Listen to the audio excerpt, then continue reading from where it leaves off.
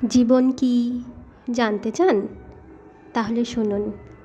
জীবনকে আরও ভালোভাবে বুঝতে আপনাকে 3টি স্থানে যেতে হবে।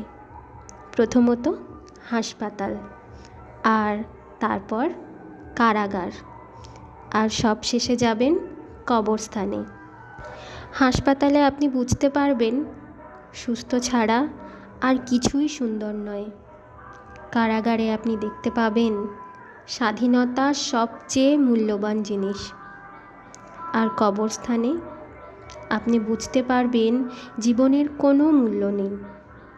আমরা আজ যে মাটিতে হাঁটছি তা আগামীকাল আমাদের ছাদ হবে।